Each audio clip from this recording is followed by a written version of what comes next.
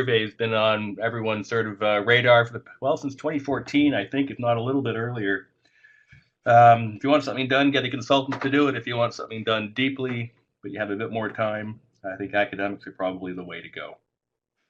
So today I'm going to be sharing some preliminary results from our waterfowl hunter and birdwatcher surveys.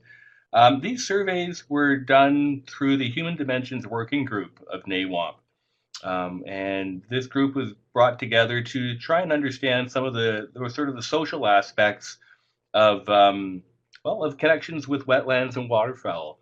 And in particular, we wanted to address the third goal of NAWMP. And I don't have it in front of me, but to paraphrase it, really what we're trying to do is grow the number of stakeholders inside the NAWMP enterprise.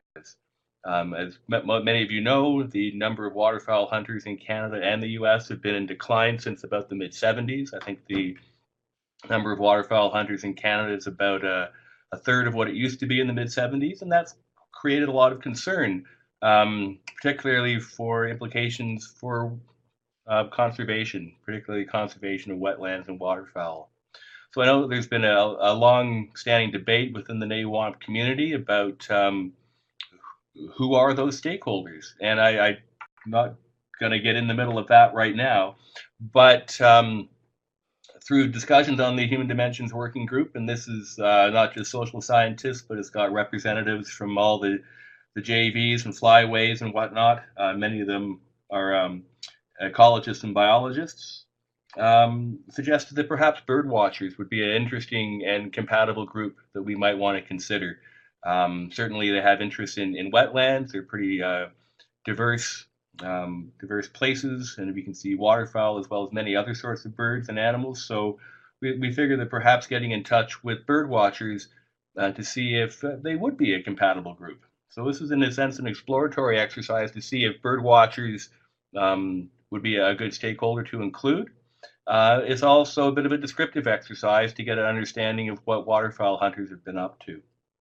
I would like to give just sort of single out two folks who've been really helpful on the Canadian side for the Human Dimensions Working Group, and that's Tasha Sargent, who's out in Delta with CWS, and Dean Smith, who's Canada's representative to many different NAWMP committees and whatnot, and he's currently with AFWA. So before I get into things, and I kind of alluded to this already, there's no way this project would have gone ahead without the tremendous support of a number of different organizations and agencies. In Canada, in particular, Wildlife Habitat Canada, Environment and Climate Change Canada, and the Canadian Wildlife Service, as well as Ducks Canada Unlimited, have been supremely helpful in funding this exercise. Alberta NAWMP was also quite supportive and was supportive very early on, which was fantastic. The governments of Ontario and New Brunswick, as well as the University of Alberta, also assisted with funding. And the joint ventures and the flyway representatives were critical to making sure that we were posing questions that were relevant for decision makers and relevant for decision making. And really, that's what this is about, providing information so we can make better decisions. I should say at the offset, we're not engaged in public opinion surveys where we're looking to manage by majority or manage by public opinion. This is just one more piece of information that we can use to make better decisions, to understand how it might impact the people. So with that said, I'm going to jump into things. If you need any clarification along the way, please don't hesitate to chime in. So just to give you a sense of who we've heard from, and this is still a project in progress, we heard from waterfowl hunters and bird watchers from across Canada. We did the same survey in the US, but I'm just going to be focusing on the Canadian results today. So as we can see here, both for waterfowl hunters on the left and bird watchers on the right, we heard from a number of folks from each of the flyways. I'll focus on the bird watchers just for a second. We heard from just over 4,000 bird watchers. Our sample frame was Canadian eBird participants. So anyone who had any Canadian who was an eBird member received an email from us. There were just over 13,700 folks who we emailed invitations to. From that, we heard over from 4,000, which is a 32, almost a 33% response rate, which is pretty good these days. And I think we have pretty good representation from across the different flyways. I'll say here that for both waterfowl hunters and the bird watchers, I'm going to be presenting raw data. No weighting has been done yet. For the bird watchers, we've done some preliminary analysis, and the proportion of responses by flyway almost nearly matches the proportion of eBirders in each of the flyways. So there's no need to weight that way. We have completed a non-response survey of the bird watchers, so people who didn't respond, we kind of kept track of that, and we sent them a shorter version of the survey to get a sense if people we didn't hear from are significantly different from those who we did. And if there are any differences, we'll be able to weight the data to better represent the birder population in Canada. But the results I'm showing today are raw data. Just as an aside, oddly, the non-response rate for the bird watchers was 41%. So bird watchers seem to be a pretty engaged group. When we think about the waterfowl hunters, this data is definitely preliminary, and we are still in the middle of collecting data. Our response rate is much lower than we anticipated. We're sitting at just about 19%, just about 20%. That's lower than we expected, and lower than we would actually desire for statistical purposes for some of the tests we're hoping to do. One of the things we did do was we added a fourth mailing to waterfowl hunter potential respondents to try and give them an extra nudge to deal with this this lack of response issue.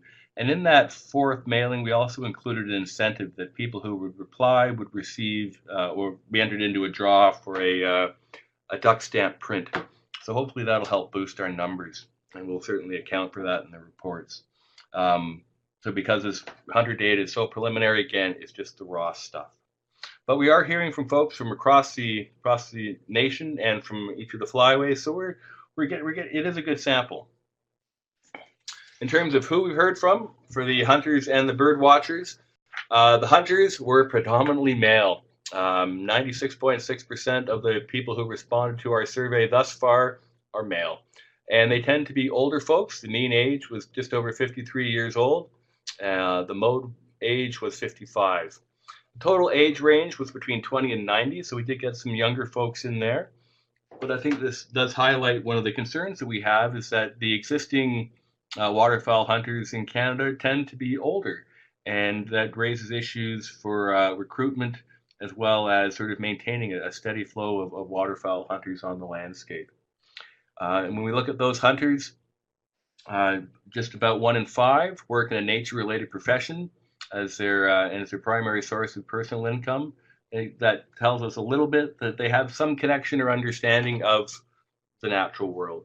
And 2 in 5 of those hunter respondents own land in a rural area. Bird watchers were pretty similar. Certainly one of the differences would be gender. We heard from more women than we did men, but almost evenly split there. The age range was pretty similar to that of waterfowl hunters. The range was 19 to 98 years old, with a mean age of 57. This was a bit older than we had anticipated. One of the reasons that bird watchers were identified as a potential additional stakeholder was that their numbers are growing. For a period of time in the late 90s, early 2000s, bird watching was the fastest growing recreation activity in North America. And the Canadian Nature Survey estimates that about 1 in 5 Canadians are engaged in bird watching. That's a pretty big number. We thought, in addition to their sort of the commonalities and concerns for wetlands, that these folks might bolster the numbers. I should say, though, we did ask bird watchers, we did not ask hunters, when they began the activity, and bird watchers seem to be late to the activity. They tend to begin bird watching later in life, around 40 years old, I would suggest. It's off the top of my head, so please don't quote me on that. Similar to the hunters, 1 in 5 works in a nature-related profession as their primary source of income, and just over 1/3 own land in a rural area. So I won't focus too much on these. I have a couple of slides looking at theory, but is again, one of the things that distinguishes this effort from a public opinion survey is that it's theoretically driven. We looked at a lot of previous research that was been done, looking at the hunting participation, bird watching participation, different sort of recruitment and retention models of hunters to get a sense of what we might expect, the different variables and questions we want to ask. And this is a theoretical model that underpins one of the section of the survey we look at related to individual decisions. And here we're really concerned with awareness, motivations, constraints, and satisfactions.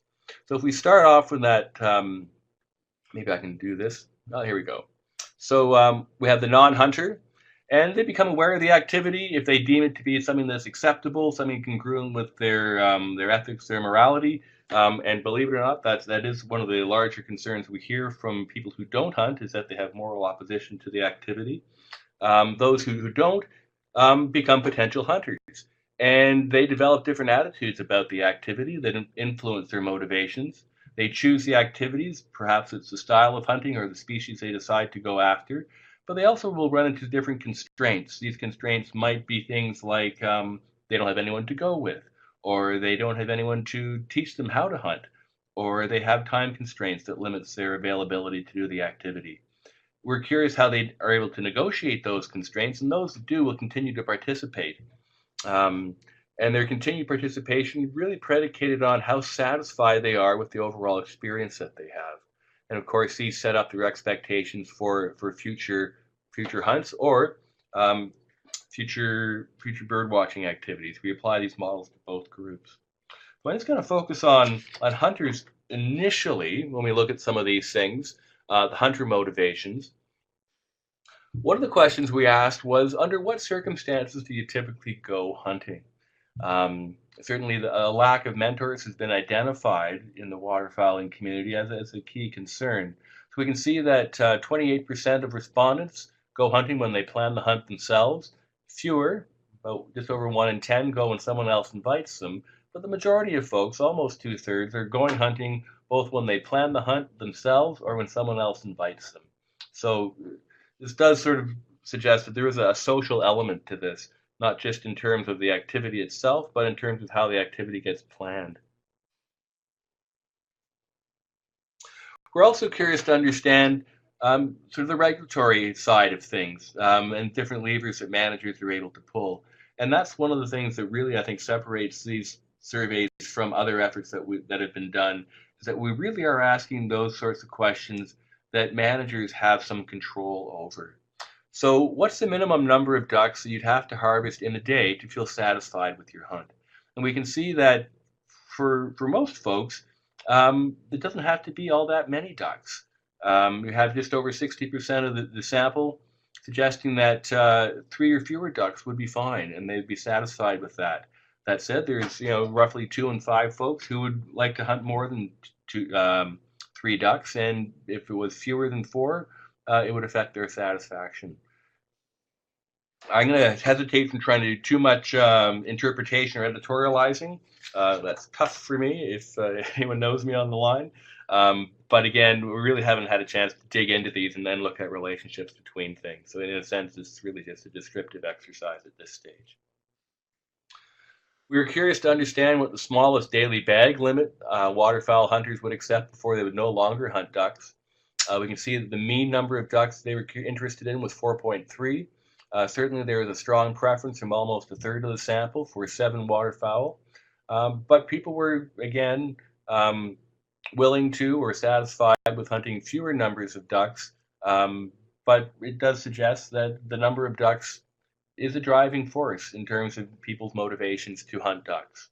And I don't think that's anything new, but again, we're just confirming a lot of anecdotal evidence, and that gives us a bit more latitude to make better decisions.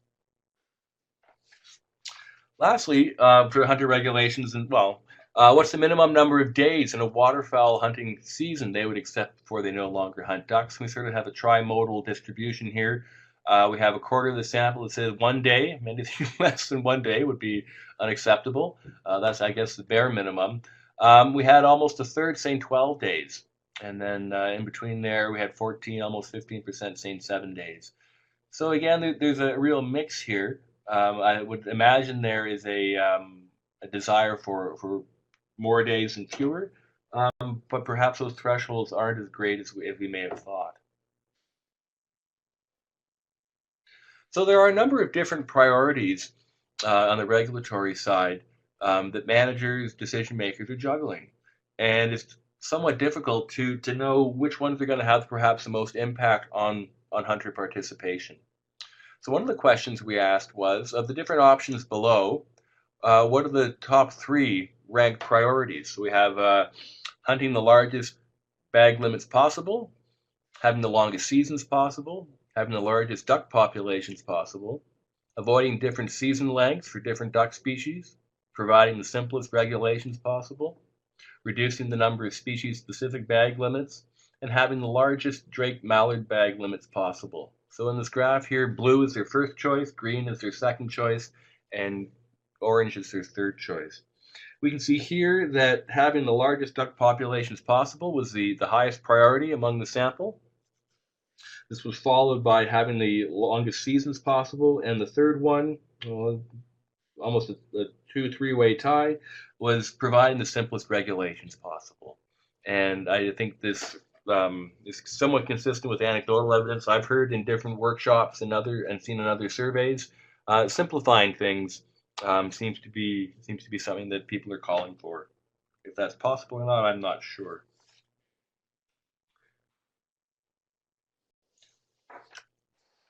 Thinking about priorities, often we ask members of the public or members of different stakeholder groups what their priorities are. And as we saw from the last slide, many of these priorities can be equal. But as managers, often we want to understand what's the biggest priority. In the past, we sort of asked questions along the lines of these different attributes, of these different regulatory issues, which is the most important to you? And it's not unusual to find that everything is important all the time, everywhere.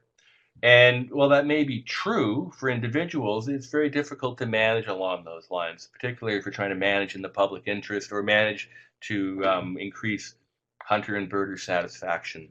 So one of the things we did was engage in a choice experiment, and I won't go into too much detail today, but what this does is it presents different scenarios to respondents, and embedded in each of these scenarios are different attributes, and we give them, I think, 10 total choice sets, are what these are called.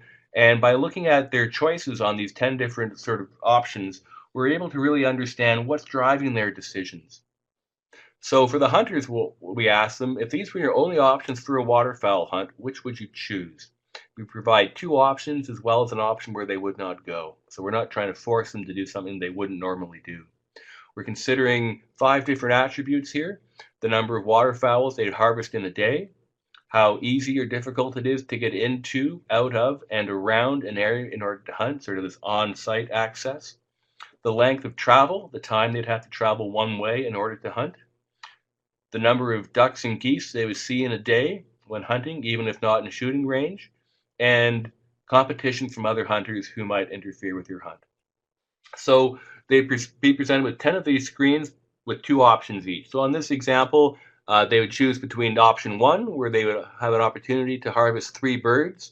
There'd be moderate access on site. They'd travel 3 hours from home to get there. They would see 25 birds or fewer, and there would be no competition from other hunters. The second option they would consider, they'd have 6 birds to harvest. The access on site would be a bit more difficult. The length of travel is closer to home, it's 30 minutes.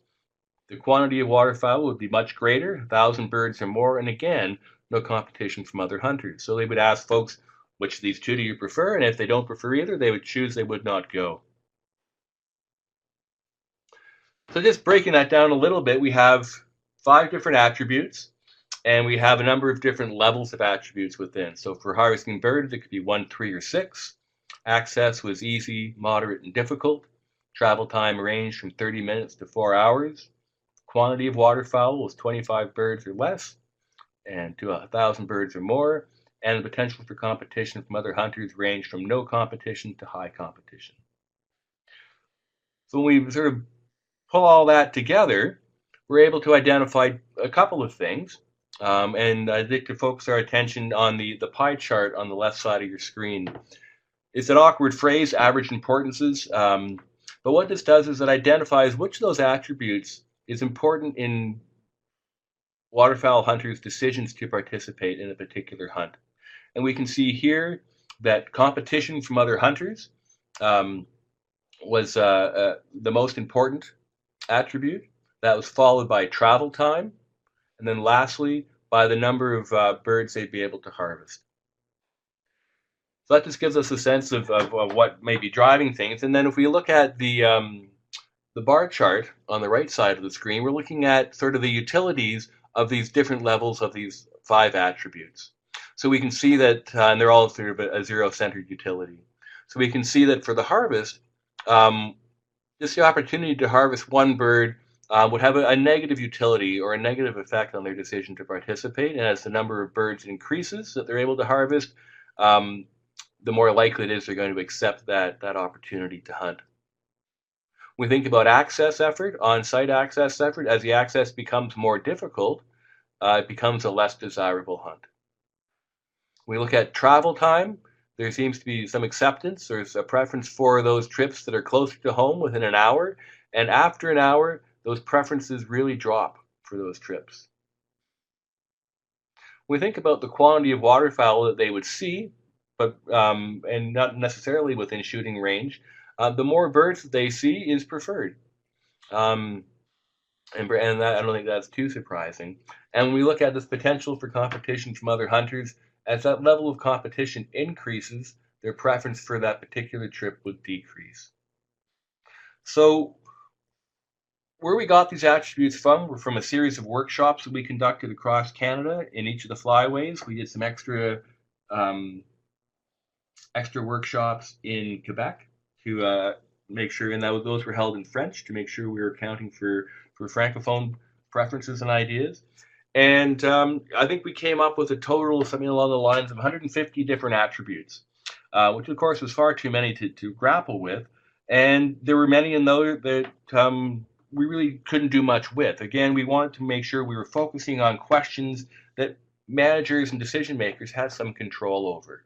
A common one, for example, was weather. Well, we don't manage the weather. That's not something that we're able to control. So we threw that out and we focused on those things that we do have a bit more control over. We did the choice experiment for birdwatchers as well. We had a different set of attributes and we held workshops with them on separate evenings in the same locations. Here we looked at the diversity of birds, how many kinds or species of birds they would see, rarity, whether those birds are rare or unusual species, the number of birds they would see, ease of on-site access, the presence of wetland habitat and wetland spaces, degree of naturalness, and travel distance. And here we looked at travel distance in terms of distance instead of time, as we did for hunters. This was to account for the more largely urban birding, where you may only be traveling, 10 kilometers, but traffic, it might take a bit longer, and it's rather difficult to account for that. But apart from that, exactly the same process. The bird watchers would identify which option they would prefer. And here we had 7 different attributes. Again, we had a range of levels for each of those attributes for the diversity of species, less than or equal to 10 species, all the way up to greater than or equal to 40. Number of birds was fewer than 100 to thousands of birds. Access varied from easy to difficult. Wetlands with no wetlands, wetlands with no birds, and then wetlands containing waterfowl and other wetland birds. And travel distance ranged from 3.2 kilometers to 32 kilometers. And again, we asked these same questions and with the same attributes and levels in the states, so we're able to make some cross-jurisdictional comparisons as well. So here we can see that if we look at this pie chart, travel distance played a large role in driving birdwatchers' preferences for particular trips. This was followed by the rarity of birds that they would see, and then the degree of naturalness once they got on site. So if we look at the utilities of these individual attribute levels, we can see that as the diversity of bird species that they would encounter increases, it becomes a more preferable outing for them. If we look at this degree of rarity, certainly a chance to see rare, unusual species is preferred to not seeing any unusual species. And the number of birds, again, the more birds seen, the better. Again, a lot of this just sort of makes intuitive sense, and I think that's a good thing if we really start to see things that didn't jive with our own experiences or anecdotal evidence. We might want to dig into things a little bit more. But I think it's a bit more of a nuanced look at things. And again, these are relative to other things. So we look at access. Moderate access is preferred. Difficult access is not. In terms of wetlands, those wetlands that had waterfowl and other wetland birds are preferred to wetlands that don't have wetland or waterfowl birds. Natural habitats and settings are preferred to developed areas. And we can see here, lastly, looking at travel distance, that as travel distance increases, preferences for those trips decreases. Now, certainly we can think of situations where birds might go on a particular twitch for a particular species where they might travel a great distance to get a life bird, for example. So this isn't absolute, but in general, their preferences are for those opportunities closer to home, and we see a real drop off after about 80 kilometers from home.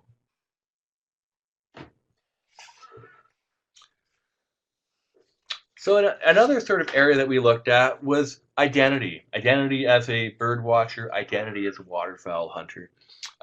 We're curious about stages of identity formation, as well as the relationship between mentors and apprentices. So here the diagram's focused on hunters, but again, we use this to inform the development of questions for bird watchers as well. So we have our non-hunter who becomes aware of the activity. They become a potential hunter with their different motivations. And pretty quickly, they'll recognize they have to, as an apprentice, grapple with some issues. There's some technical issues. For a waterfowl hunter, for example, how do you set up your decoys? What kind of rifle should you be using? Those sorts of things. But there's also social rites of passage that they have to negotiate as well, and some of these might be out of the norm for them if they haven't been engaged in the activity before. Both going through these sort of technical rituals and these social rites of passage plays a big role in that identity formation, and it plays a role in the development of their competency in the activity, be it bird watching or hunting. And as their competency becomes recognized by others, we might want to consider them as being fully recruited to the activity. And again, this notion of satisfaction, it's a pretty big construct in outdoor recreation research. If people are satisfied, they become retained into that culture of hunting. And some of those folks might become mentors as well. And if they do become mentors, they begin to influence others' awareness of the activity as well as perhaps their motivations as well. Now, I'm not showing all the different variables included in this model. I'm trying to think how many different questions we had. Upwards of 150. We'd be here for longer than the hour, but there are reports forthcoming. So just thinking about this identity formation and mentorship, again, focusing on the waterfowl hunters just for this one.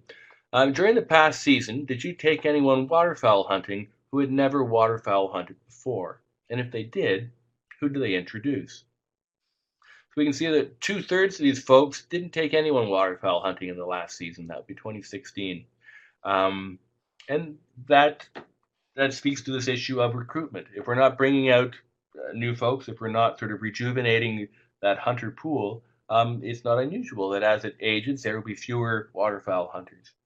Of the third of the folks who did bring someone new waterfowl hunting, it tended to be an adult friend.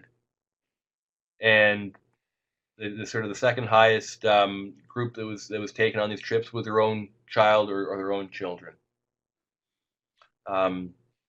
Really, I think it is the younger folks who we might want to be targeting in recruitment efforts, but that would be a separate exercise. We're also curious in terms of thinking about capacity. Both individuals' capacity to participate as well as try and accrue some of the benefits from their participation. And really, that's what's driving engagement with waterfowl hunters and bird watchers within NAWMP. And we decided to frame this notion of capacity in terms of capital. And we can think of capital as being different kinds of support. We have 5 different kinds of capital that we asked about. We have human capital. This is where you can think of this as sort of the sweat equity, the things that we do to contribute to wetland and waterfowl conservation. There's social capital. We can think of this as those sort of social goods that are produced through our social relationships, new information, trust, support, those sorts of things. We have financial capital, and here we will really frame that in terms of their donations and support of wetland and waterfowl conservation. We looked at political capital, how people were engaged in sort of the body politic. Are they voting? Are they engaged in decision making? Are they writing letters to politicians, to land use managers? Are they letting their views be known to broader groups? We also ask questions around natural capital, and we focus these on ecological goods and services. And we recognize that it's not just individuals who provide these types of capital, but it's non-government organizations, government agencies, as well as businesses as well. And some of the outcomes that we look to are, well, the number of waterfowl. Are we increasing the number of waterfowl? Are they abundant? What about places for waterfowl and people? Opportunities, as well as opportunities to participate. And I won't focus on all these different kinds of capital, but I do want us to look at social capital to begin with. There's a long-standing debate in sociology about social capital, and I'll spare you the details of that. But one perspective holds that social capital, these social goods, information, trust, support, for example, are the products of the relationships we have with others. So we were kind of curious to understand people's social networks, both as sources of social capital, but also to get an understanding of where they get their information from and how embedded in the activity and the larger context they are. So we asked folks, among your relatives, close friends, or acquaintances, are there people who participate in the following activities, have the following jobs, or who belong to the following organizations? And for each of these 24 social positions, they're able to identify sort of with check boxes, relatives, close friends, acquaintances, as well as themselves. And we can just quickly go through this list so we can see that there are a number of different positions people might be connected to. Waterfowl hunters, bird watchers, farmers and ranchers, national park managers or employees, members of Ducks Unlimited, members of ornithological groups and organizations. And we just wanted to get a sense of how embedded they were in these different groups.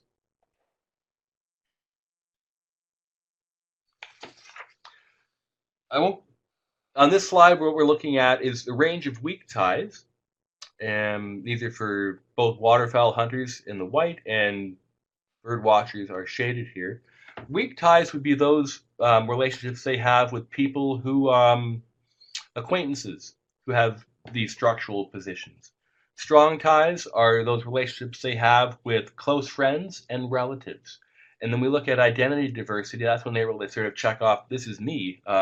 I belong to one of these different groups.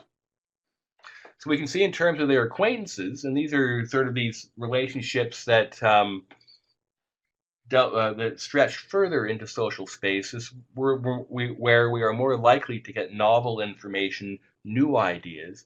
We can see that people, waterfowl hunters know just roughly 6 people in those positions, whereas bird watchers know about 7. They could have identified a total of 24. It's difficult to say if this is a high or a low number, but it does help us understand what their personal social networks begin to look like. We can see that for both bird watchers and waterfowl hunters, they know more people who are close friends and relatives that have these different structural positions than they do acquaintances. And strong ties tend to reinforce attitudes, beliefs, and the kind of information that we have. If you think about who your close friends and relatives are, they tend to share very similar characteristics to us.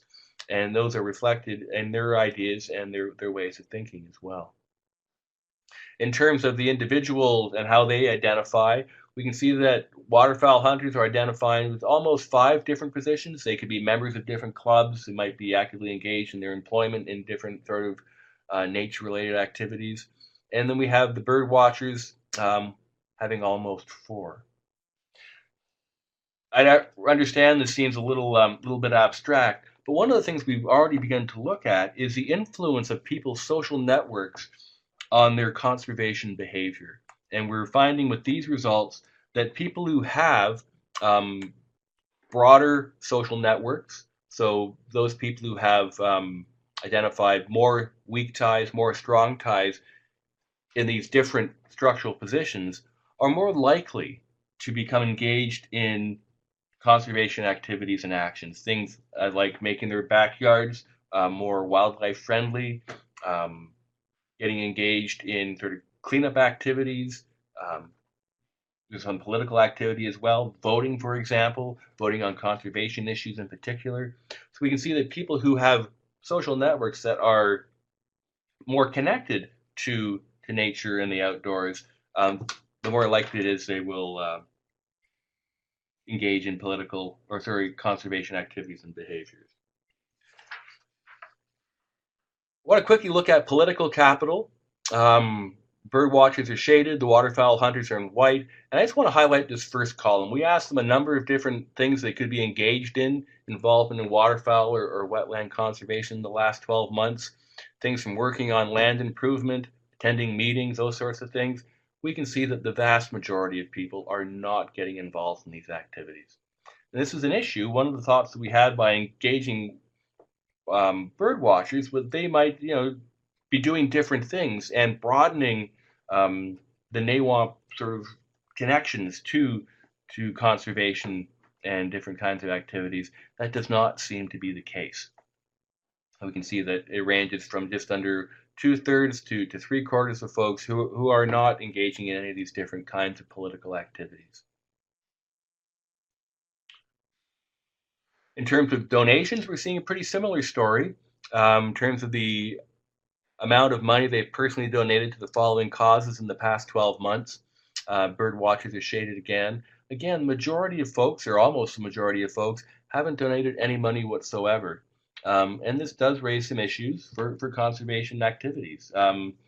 We do need, and organizations do need those funds to do the things that they do.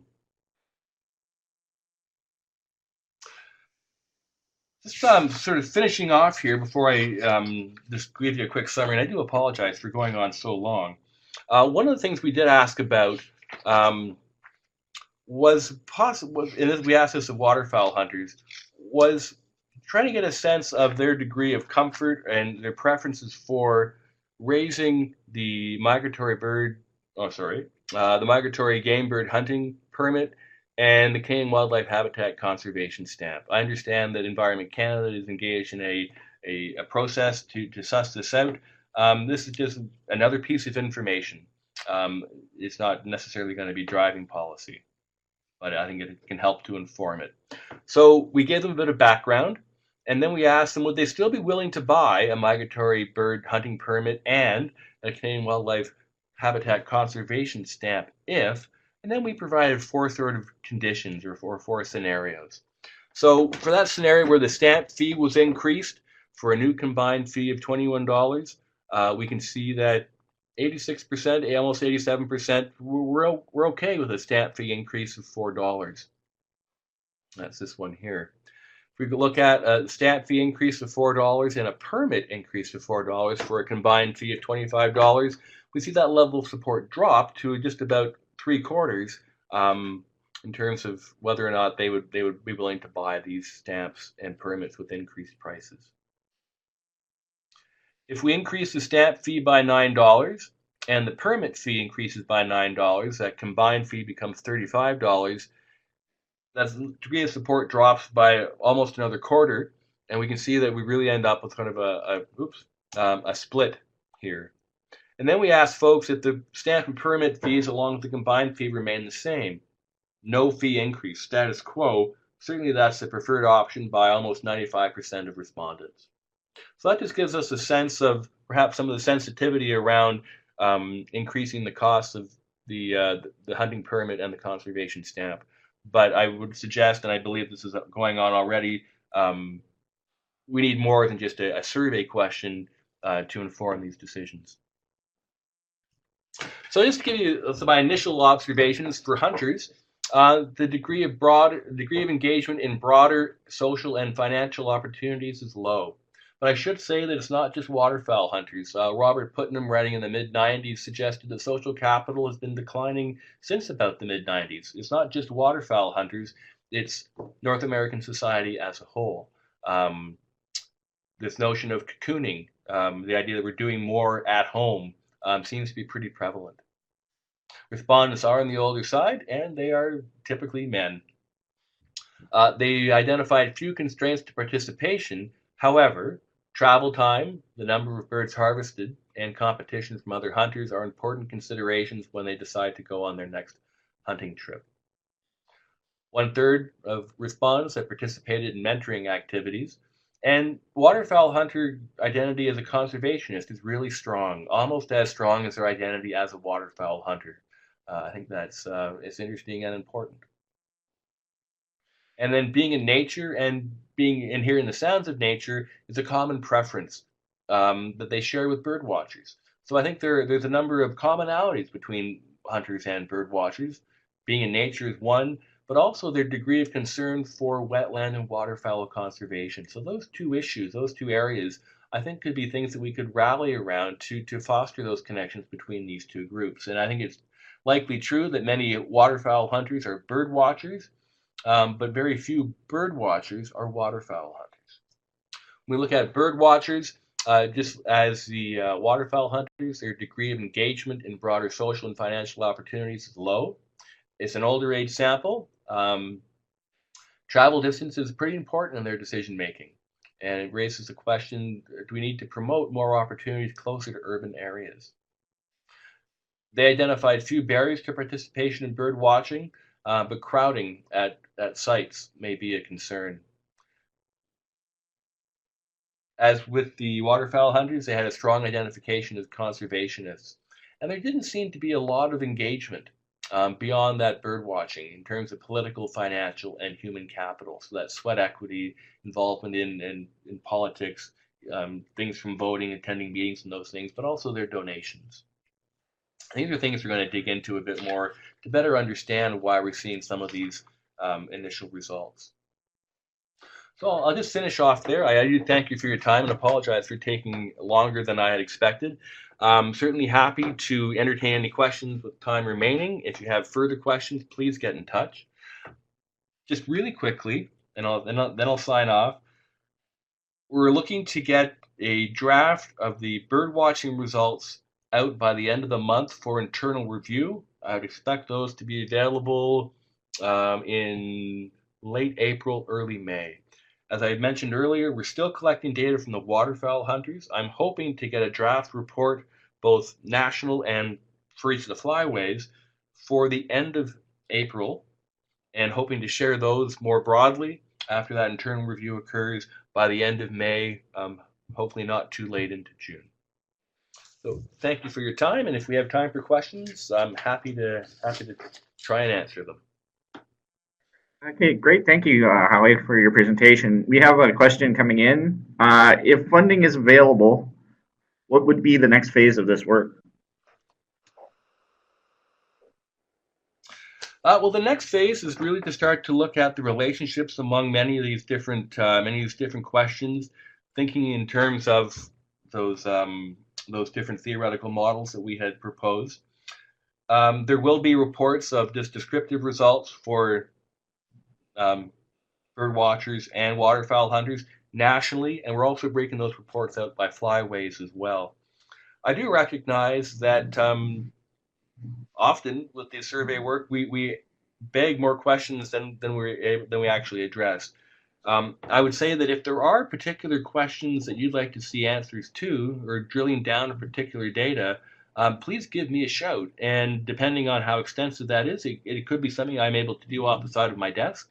If it's a bit more intensive, we might be able to work something out but I really see this. I mean, I certainly have my own ideas, but I see this as it's really being driven by, well, Canadian joint ventures, flyways, EC and CWS folks. You folks know what you need to do to make these better decisions. You need to let me know what those are so I can provide that information. Great. One other question. What could birding organizations do to tap into their community for funding? Hmm. Short answer is I don't know. I know that organizations like Bird Studies Canada, for example, have sort of pretty sophisticated donor relation um, folks in their groups. Um, I would actually defer to organizations like that. I can tell you how to get academic funding, but not so good at getting funding from individuals, I'm afraid. Sorry. Uh, Great. There appears to be no more questions for you today. I'd like to take this opportunity to thank you for the very interesting presentation, and to the rest of the group, we hope you join us next month for our next webinar. Thank you, Howie. Well, thanks very much for the opportunity.